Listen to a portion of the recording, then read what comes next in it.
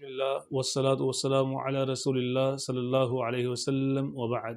آج ہمارا موضوع ہے کہ جو شرعی حق مہر اور اس کی مقدار کے حوالے سے کچھ وضاحت ہو جائے۔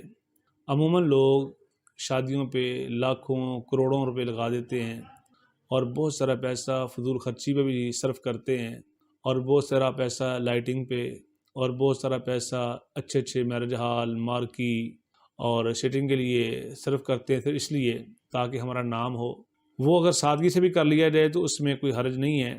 اور حق مہر کے حوالے سے جب اس کی باری آتی ہے، جی شرعی حق مہر، کیا باقی سارے کام آپ نے شریعت کے مطابق کیے ہیں؟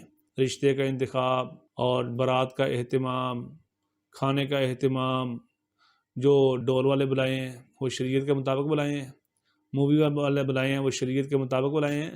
سوچنے کی بات ہے، اصلاح کی بات ہے، اور تربیت کی ضرورت ہے کہ یہاں آ کر ہم بولتے ہیں جی شرعی حق مہر۔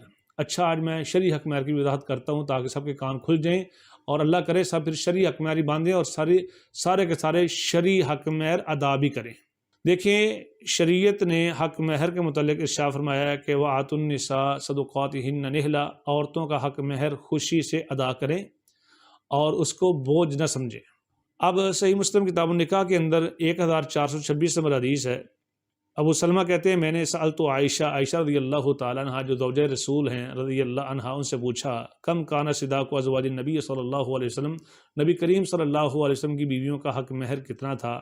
تو جواب دیتی ہیں کان صداقہ لازواجہ اثنتی عشر اوقیۃ ونشا، کہ آپ صلی اللہ علیہ وسلم کی بیویوں کا 12.5 اوقیے حق مہر تھا۔ اوقیہ چاندی کا ہوتا ہے اور 40 درہم پر مشتمل ہوتا ہے، تو 12 کو ضرب دے 40 کے ساتھ، یہ 480 بنتے ہیں، اور آدھا اوپر ہے، یعنی 500 درہم۔ 500 درہم یہ تقریباً 131 تولے چاندی بنتی ہے، اور آج کا جو ریٹ ہے، جو کرنٹ ریٹ اس وقت چاندی کا، وہ 2681 روپے ہے۔ اس حساب سے نارمل ریٹ جو نکلتا ہے وہ 3,51,881 روپے ہے۔ یہ شرعی حق مہر ہے۔ اللہ کرے شرعی حق مہر باندھنے کی اللہ تعالیٰ ہر ایک کو توفیق دے اور ادا کرنے کی بھی توفیق عطا فرمائے۔ اب دیکھیں، امیر ترین لوگ حق مہر کے وقت یقین جانیے جان نکل جاتی ہے، کوئی 500 روپیہ لکھا رہا ہے، کوئی 1000 روپیہ، اور کوئی وہ شرعی حق مہر 32.5 روپے۔ عجیب بات ہے، 32.5 روپے۔ 32.5 روپے میں آپ کا بچہ خوش نہیں ہوتا، اور آپ اپنی بہو کو 32.5 روپے دے کر خوش کر رہے ہیں۔ ہاں، اللہ کے نبی علیہ السلام کا جو اصول، مالدار پر اس کی حیثیت کے مطابق، تنگ دست پر اس کی حیثیت کے مطابق۔ اب تنگ دست اتنے بھی تھے، کسی کے پاس لوہے کی انگوٹھی تھی، آپ نے اس کے ساتھ نکاح کر دیا۔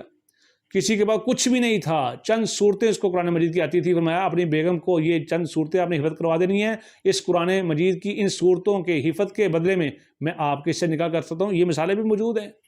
لیکن یہ بات کہ لاکھوں کروڑوں شادی پہ خرچ کر کے، اور اس موقع پہ آ کر جی شرعی حق مہر، آپ صلی اللہ علیہ وسلم کی بیویوں کا 500 درہم تھا۔ ایک بیوی اہلیہ سیدہ ام حبیبہ رضی اللہ تعالیٰ عنہ، وہ حبشہ میں تھی، تو نجاشی نے نبی کریم صلی اللہ علیہ وسلم کے ساتھ ان کا نکاح کیا اور کہا جی حق مہر ہوگا 4000 درہم۔